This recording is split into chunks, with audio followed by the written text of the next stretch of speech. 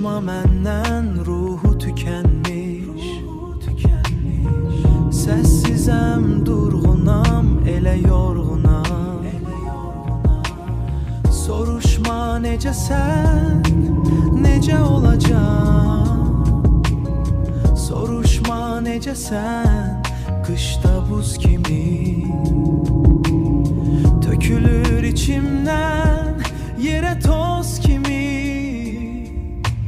Soruşma necəsən, sən ən zəif nöqtəmsən. Ürəyimdə, qəlbimdə həmişə qalacaqsan sən. Sən həmişə qalacaqsan.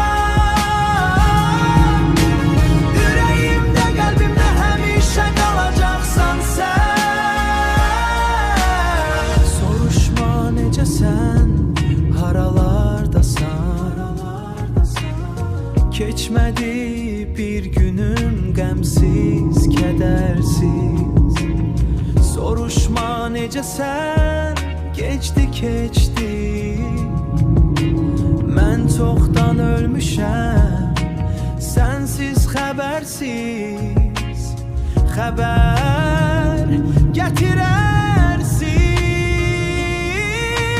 Soruşma necəsən, sən ən zəif nöqtəmsən. Ürəyimdə, qəlbimdə həmişə qalacaqsan sən. Sən həmişə qalacaqsan.